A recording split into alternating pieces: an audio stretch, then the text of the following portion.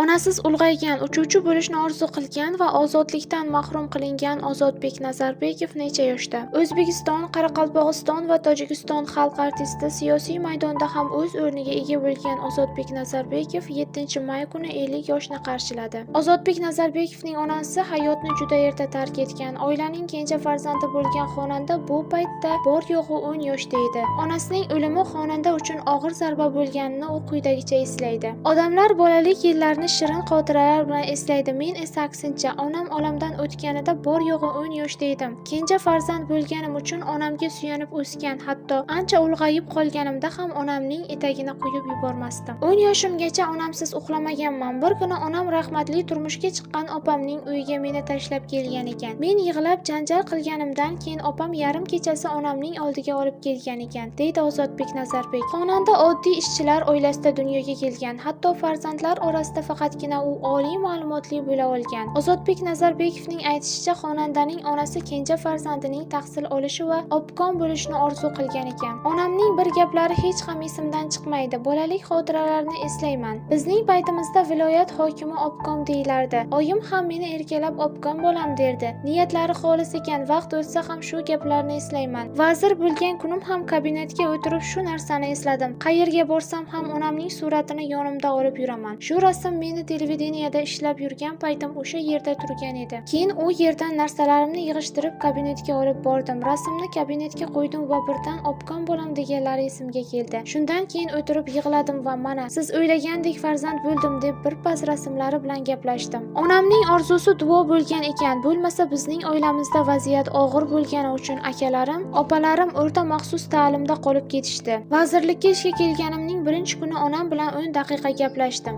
Shuncha duo qilib shu kunlarni ko'rmadingiz dedim. Shu kunlar bolaligimda bo'lgani uchun menda faqat o'ksik xotiralar qolgan. Onamning tirikligida quvonch kayfiyat bor edi, deydi Ozodbek Nazarbekov. Ozodbek Nazarbekov bolalikda bir nechta hunarlarni o'rganishga harakat qilgan. 15 yoshni qarshilagunga qadar u san'atkor bo'lish haqida jiddiy ahd qilmagan. Oilamizda san'atkor bo'lmagani uchun otam meni turli sohalarga yo'naltirgan. Shahrixondagi Kosiblar mahallasidan tortib tandir o'choqchi, pichoqchilarning ustaxonalarigacha borib, ularga shogird tushganman. Ish qilayotganda shunchaki qo'shiqlarni kuylardim, ammo bu sohaning etagini tutish niyatim jiddiy emasdi. Barcha bolalar singari men ham uchuvchi bo'lishni orzu qilganman. Undan keyin kino aktyorlikka qiziqqanman. Oilamizda 7 farzand edik. Yaxshi eslayman, musiqa maktabimizga 12 so'm badali puli to'lash kerak edi. O'shani to'lash ham oilamizga og'irlik qilardi. Rubob olish katta orzuyim bo'lgan. Akmaljon degan sinfdoshim bo'lgan. U o'sha musiqa maktabiga borardi. Akmaljonning musiqa maktabida darsi bo'lgan kuni maktabga rubobini ko'tarib kelardi. U rubobini olib kelgan kuni men uchun bayram edi. Meni musiqa maktabining sinfiga kiritishmas edi. Kalitning tirqishiga quloqimni qo'yib, berilgan darslarni yodlab olib, yodlagan kuylarim esimdan chiqib qolmasligi uchun maktab koridorida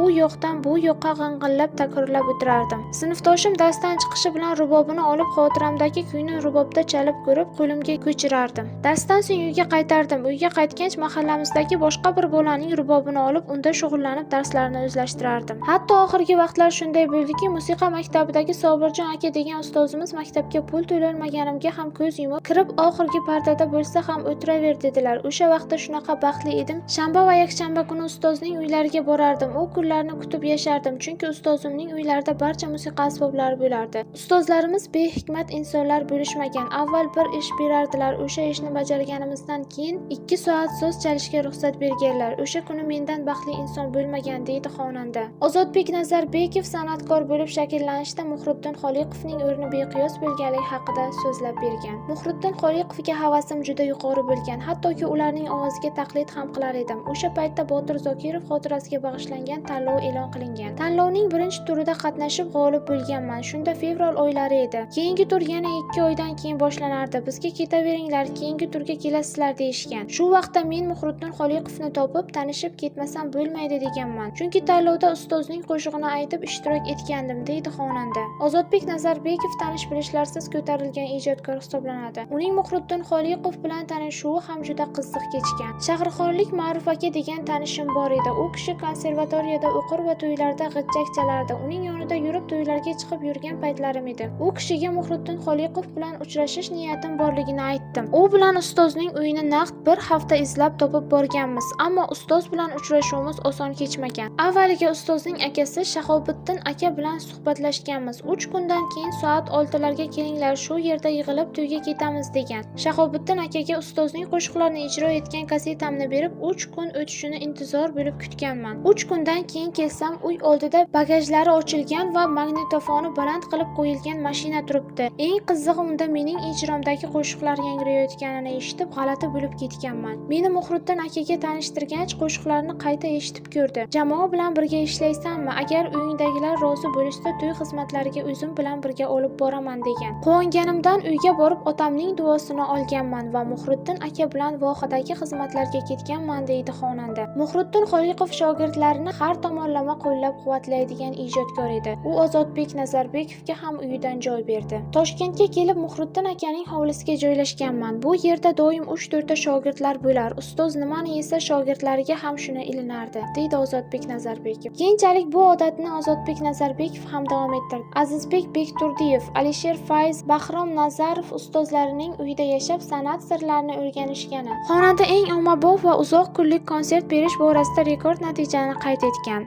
Ya'ni 2005-yildan to 2016-yilga qadar xonanda har yili oylab katta saroyda konsert dasturlarini namoyish etgan. Rahbar lavozimlarga tayinlangandan so'ng ijodida katta uzilish ro'y berdi. Ya'ni u 2017-yil Yoshlar kanaliga rahbar etib tayinlangan. 1 yildan so'ng uni madaniyat vaziri o'rinbosari etib tayinlashdi. 2 yildan so'ng esa vazir lavozimiga tayinlanib, bor e'tiborini madaniyat sohasini rivojlantirishga qaratdi. Xonanda bilan bog'liq qiziqarli faktlar ko'p. Masalan, u o'zbek san'atkori orasida 12 ta shevada mustaqil so'zlay olish bilan ham ajralib turadi. Shevalarda gaplashish unga hech qanday qiyinchilik tug'dirmaydi. 2020-yildan buyon deyarli ijod qilmayotgan Ozodbek Nazarbekov intervyularning birida rahbar bo'lishdan ko'ra ijod qilish zavqliroq ekanligini aytib o'tgan. Albatta, xonanda bo'lib erkin ijod qilishning qulayligi yuqori. Bugungi kunda davlat idoralari xalq manfaatiga xizmat qilayotgan paytda vazir bo'lish yanada mas'uliyatli hisoblanadi. Halovat joyida bo'lmaydi. Vaqt, ish ko'lamining kengligi nuqtai nazaridan katta davlatning butun bir madaniyat sohasiga javobgarlik insonni behalovat qilishi aniq,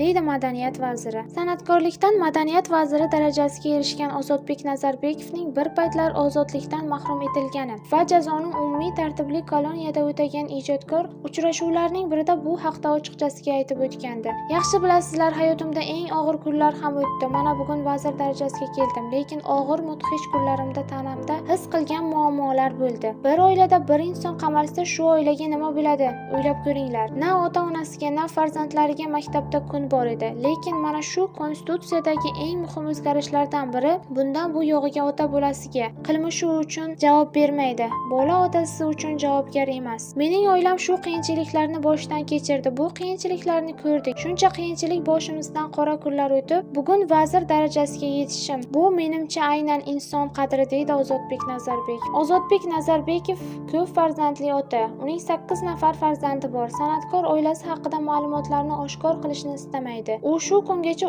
3 qizini turmushga bergan va bir o'g'lini uylantirgan. Agarda sizga mashhurlar hayoti qiziq bo'lsa, bizni kuzatishda davom eting.